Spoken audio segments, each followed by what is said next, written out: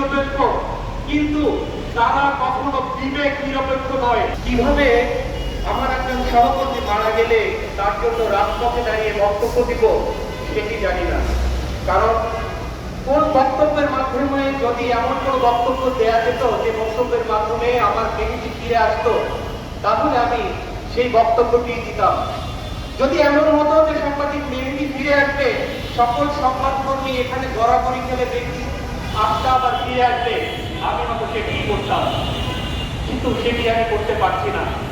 রাস্তায় দাঁড়িয়ে কিংবা কলম ধরার কারণে সাংবাদিক সাহিদ খানকে জেলে যেতে হয়। সংবাদ সংগ্রহ করার কারণে গতকালকে দেখলাম বরিশালে পরশুদিন চারজন সিনিয়র সাংবাদিককে লাঠি পেটা খেতে হয়। শিক্ষা জানাই এ রাষ্ট্র ব্যবস্থাকে, সরকার কিংবা কোন দলের চাটুকারিতা করতে আমরা আসিনি। আমরা কারো পক্ষে নয়, আমরা কারো বিপক্ষে নয়, তবে আমরা বাংলার পক্ষে, আমরা বাংলাদেশের পক্ষে। আমার বাবা একজন মুক্তিযোদ্ধা, আমি 71-এর সেই রণাঙ্গনের মুক্তিযোদ্ধার সন্তান হিসেবে গর্ববোধ করি। পাশাপাশি আমার প্রয়াত বাবা দেখলে আজকে হয়তো কষ্ট পেত।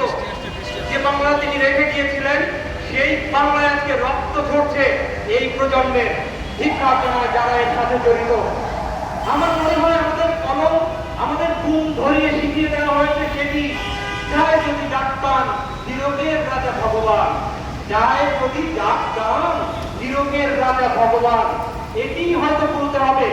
কিন্তু আপনারা যারা এটা মনে করেছেন, আপনারা যারা শিখিয়ে পড়েই আমাদেরকে এটা বলাতে চাচ্ছেন, ভুল করছেন।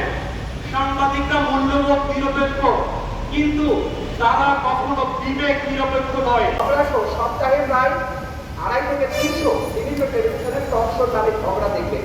আপনারা স্ক্রিনে যে অংশটুকু দেখেন, এটা কিন্তু মানুষকে একটা বোকা বানানোর একটা জায়গা করার কিছুই নয়।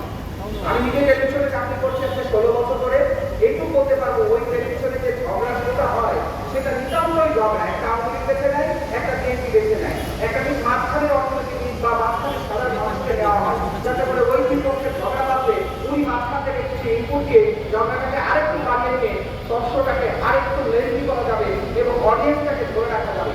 আপনি খেয়াল করছেন বাংলাদেশের দর্শকগুলো শুনলে আপনি মনে হবে যে সমস্ত সমস্যার সমাধান ওখানেও ওরা দিয়ে দিচ্ছেন। আবার দর্শক যদি আরেক পক্ষের বক্তব্য শোনে, তাহলে বাংলাদেশের যে সমস্যা, এই সমস্যার শেষ নেই।